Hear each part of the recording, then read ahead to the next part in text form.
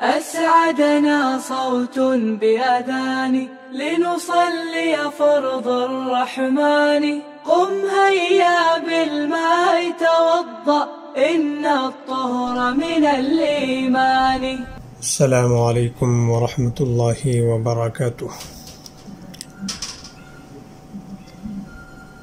عزیز طلباء کرام اور سامعین، فصل فی الاستنجاء، یہ استنجا کے بیان سے فارغ ہونے کے بعد، اس کے تمام چیزوں کو جان لینے کے بعد، اب ایک اہم ترین چیز نماز کے لیے جو ہے طہارت ہے، اور طہارت کی دو قسمیں اول نے بتائی گئی تھی، یعنی طہارت حکمی کی، ایک حدث اصغر سے طہارت اور ایک حدث اکبر سے طہارت، یعنی وضو اور غسل۔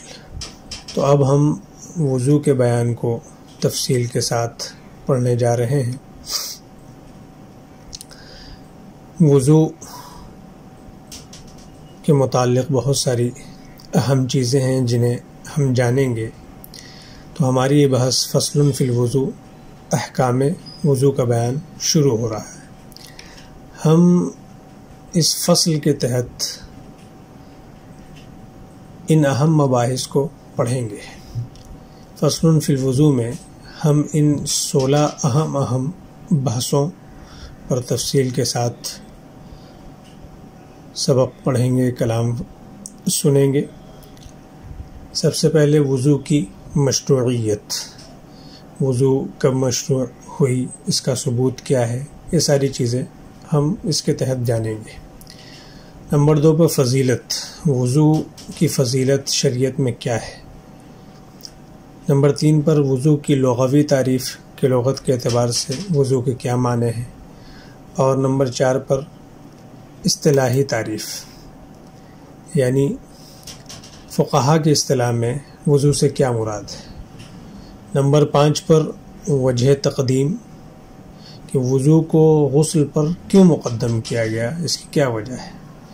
نمبر 6 پر سبب وضو، وضو کرنے کا سبب کیا ہے۔ نمبر 7 پر شرط وضو، پھر شرط وضو کے تحت 2 چیزیں آئیں گی، ایک شرط وجوب اور ایک شرط صحت، یعنی وضو کے واجب ہونے کی کیا شرطیں ہیں اور وضو کے صحیح ہونے کی کیا شرط ہے۔ نمبر 8 پر حکم وضو، ہم پڑھیں گے کہ وضو کا حکم کیا ہے، اور نمبر 9 پر رکن وضو، وضو کے ارکان اور فرائض کیا ہیں۔ نمبر 10 پر صفت وضو کو ہم پڑھیں گے، اور نمبر 11 پر سنت وضو، وضو کے اندر کیا کیا سنتیں ہیں۔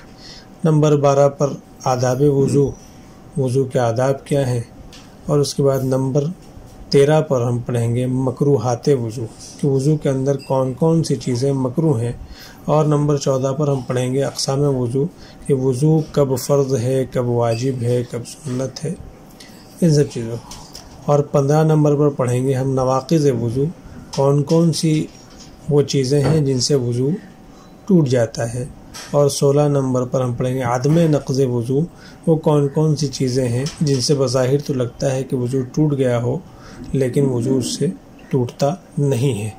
تو اس بحث کے تحت، یعنی فصل فی الوضو کے تحت اور اس کے ذیل میں، ہم ان 16 مباحث کو اور ان 16 اہم بنیادی چیزوں کو ہم جانیں گے۔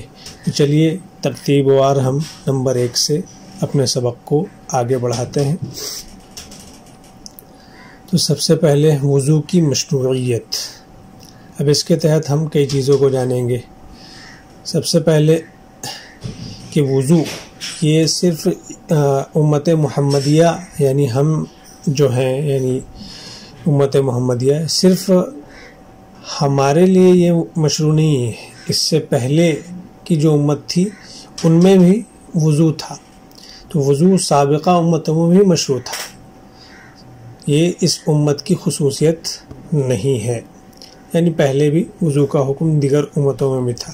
ہاں البتہ اتنا فرق ہے کہ اس امت کے لیے، کیونکہ یہ اللہ تبارک تعالیٰ کے محبوب کی امت ہے، تو اس کی کچھ خصوصیت اس امت کی بھی ہے، تو اللہ تبارک تعالیٰ نے آپ صلی اللہ علیہ وسلم کے طفیل میں اس امت پر بہت ساری فضیلت اور بہت ساری مہربانیاں فرمائی ہیں۔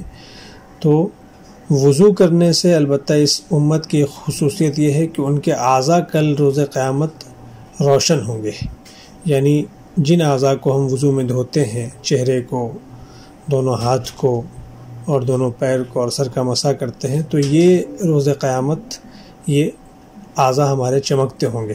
وہی لکھا البتہ اعضاء وضو کا روشن ہو جانا اس امت کے ساتھ خاص ہے، یہ پہلی امت میں نہیں تھا۔ علم الفقہ اور عمدۃ القاری کے حوالے سے اس چیز کو بتایا گیا۔ اسی طریقے سے وضو مشروع کب ہوا؟ تو کہہ رہے ہیں وضو مکہ ہی میں فرض ہو چکا تھا، ہجرت سے پہلے ہی۔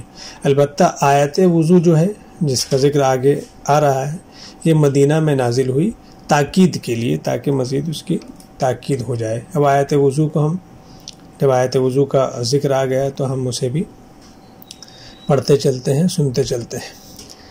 آیت وضو سورۃ المائدہ آیت نمبر 6، اس میں وضو اور غسل اور تیمم کا بیان اس کے اندر آیا ہے۔ یا ایھا الذین آمنوا اذا قمتم الی الصلاۃ فاغسلوا وجوہکم وایدیکم الی المرافق وامسحوا برؤوسکم وارجلکم الی الکعبین۔ یہ وضو کی آیت ہے یہاں تک، اور پھر آگے وَإِن كُنتُمْ جُنُبًا فَاطَّهَّرُوا وَإِن كُنتُم مَّرْضَىٰ أَوْ عَلَىٰ سَفَرٍ أَوْ جَاءَ أَحَدٌ مِّنكُم مِّنَ الْغَائِطِ أَوْ لَامَسْتُمُ النِّسَاءَ فَلَمْ تَجِدُوا مَاءً فَتَيَمَّمُوا صَعِيدًا طَيِّبًا فَامْسَحُوا بِوُجُوهِكُمْ وَأَيْدِيكُمْ مِنْهُ۔ تو اس میں تیمم کا ذکر ہے۔ مَا يُرِيدُ اللَّهُ لِيَجْعَلَ عَلَيْكُم مِّنْ حَرَجٍ وَلَٰكِن يُرِيدُ لِيُطَهِّرَكُمْ وَلِيُتِمَّ نِعْمَتَهُ عَلَيْكُمْ لَعَلَّكُمْ تَشْكُرُونَ۔ تو یہ آیت وضو ہے، سورۃ المائدہ آیت نمبر 6۔ اس کا ترجمہ بھی ہم مفتی تقی عثمانی صاحب کے ترجمہ قرآن، آسان ترجمہ قرآن سے آپ کے سامنے، کہ اے ایمان والو، جب تم نماز کے لیے اٹھو تو اپنے چہرے اور کہنیوں تک اپنے ہاتھ دھو لو اور اپنے سروں کا مسح کرو اور اپنے پاؤں بھی ٹخنوں تک دھو لیا کرو۔ تو یہ وضو سرا، اور اگر تم جنابت کی حالت میں ہو، یہ غسل کا بیان ہے، تو سارے جسم کو غسل کے ذریعے خوب اچھی طرح پاک کرو۔ اور اگر تم بیمار ہو یا سفر پر ہو یا تم میں سے کوئی قضائے حاجت کر کے آیا ہو یا تم نے عورتوں سے جسمانی ملاپ کیا ہو اور تمہیں پانی نہ ملے تو پاک مٹی سے تیمم کرو۔ یعنی وضو اور غسل دونوں کے لیے پانی پر قدرت نہ ہونے کی وجہ سے، چاہے پانی حاصل نہ ہو یا اس کے استعمال پر قدرت نہ ہو، تو اس صورت میں تیمم ہے، اور اپنے چہروں اور ہاتھوں کا اس مٹی سے مسح کر لو۔ وہ آگے بتا رہے ہیں کہ اللہ تبارک تعالیٰ یہ حکم کیوں دے رہے ہیں۔ اللہ تم پر کوئی تنگی مسلط کرنا نہیں چاہتا، لیکن یہ چاہتا ہے کہ تم کو پاک صاف کرے اور یہ کہ تم پر اپنی نعمت تمام کر دے تاکہ تم شکر گزار بنو۔ تو یہ آیت وضو ہے۔ اب ہم آگے بڑھتے ہیں دوسرے نمبر پر۔ دوسرے نمبر کی چیز تھی فضیلت، وضو کی فضیلت۔ تو وضو کی فضیلت میں کئی چیزیں ترتیب وار ہم نمبر 1 جو اس کی فضیلت ہے اسے دیکھتے ہیں کہ نبی کریم صلی اللہ علیہ وسلم نے طہارت کو جس کا ایک فرد وضو ہے، یعنی مطلق طہارت کو آپ نے نصف ایمان فرمایا ہے، ترمذی کی حدیث ہے، اور وضو بھی طہارت کا ایک فرد ہے۔ پھر طہارت کو نصف ایمان کیوں فرمایا؟ کیونکہ ایمان کے 2 حصے ہیں، ایک اعتقاد عقائد سے کا تعلق ہے اور دوسرا عمل جس کا عمل سے تعلق ہے، مسائل وغیرہ۔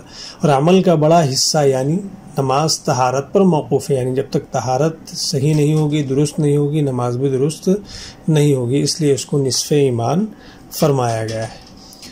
فضیلت نمبر 2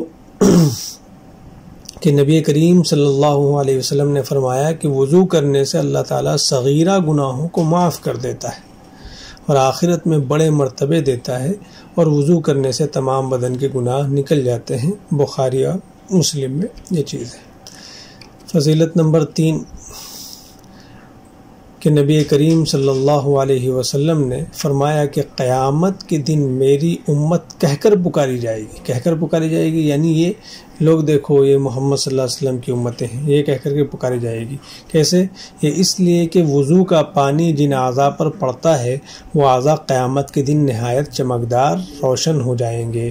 تو وہ امتیوں کا جو وضو کا اہتمام کرتی تھی، جو آپ صلی اللہ علیہ وسلم کی امت، ان کے اعضاء چمکتے ہوں گے تو لوگ اس چمک کو دیکھ کر کے پہچان جائیں گے کہ یہ امت محمد صلی اللہ علیہ وسلم کی یہ امت ہے۔ اسی طریقے سے چوتھی فضیلت کہ نبی کریم صلی اللہ علیہ وسلم نے فرمایا کہ جو کوئی مسنون طریقے سے وضو کرے اور اس کے بعد کلمہ شہادت پڑھے، اس کے لیے جنت کے 8 دروازے کھول دیے جائیں گے، جس دروازے سے چاہے جائے۔ تو یہ فضائل تو بہت ہیں وضو کے، لیکن یہ مختصر سی فضیلت آپ لوگوں کے سامنے رکھ دی گئی تاکہ ہم لوگ وضو کا اہتمام کریں، ہمیشہ باوضو رہنے کا اہتمام کریں، سوتے وقت بھی باوضو سوئیں، تو اس کی بہت زیادہ فضیلت ہے۔ تو یہ 2 چیزیں ہو گئی۔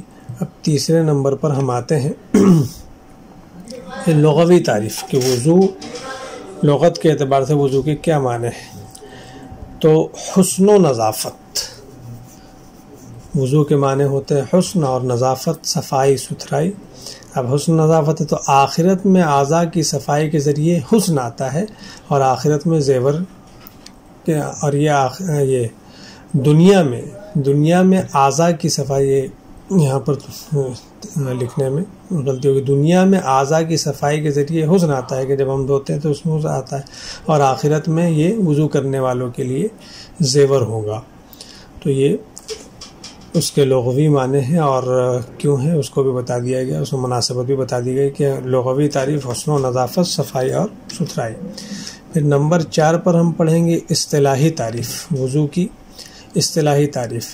مخصوص نظافت، علامہ عینی کے قول کے مطابق 3 اعضاء مخصوصہ، چہرہ، ہاتھ، پیر کا دھونا اور ایک کا مسح کرنا، یعنی سر کا۔ تو مخصوص نظافت کو مخصوص طریقے پر جو کی جاتی ہے اس کو وضو کہا جاتا ہے۔ اس کے بعد وجہ تقدیم کہ وضو کو غسل پر مقدم کیوں کیا گیا۔ تو نمبر 1 کلام پاک میں اللہ تعالیٰ نے غسل سے پہلے ذکر کیا ہے وضو کو بری بنا، یعنی کلام اللہ کی ترتیب کے مطابق۔ اور نمبر 2 پر وضو غسل کا جزء ہے، وضو غسل کا ایک حصہ ہی ہے۔ اور نمبر 3 غسل کے بنسبت اس کی ضرورت زیادہ پڑتی ہے، اس وجہ سے وضو کو غسل سے پہلے بیان کیا گیا۔ اب یہاں پر جو ہے یہ 5 چیزیں ہم نے کیا کر لی، پڑھ لی، اور اب آگے ہم پڑھیں گے فصل فی احکام الوضو، جو ہماری عبارت ہے ارکان الوضو۔ ارکان الوضو 4 وہی فرائض، یہ ہماری کتاب کی عبارت ہے فصل فی احکام الوضو۔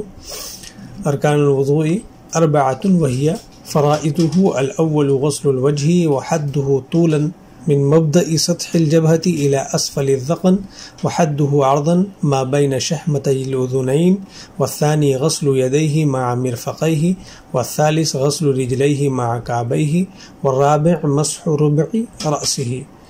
یہ فصل وضو کے احکام کے بیان میں ہے۔ ارکان الوضو، وضو کے ارکان، ارکان الوضو 4، وضو کے ارکان 4 ہیں، وہی فرائضہ، اور یہی اس کے فرائض بھی ہیں۔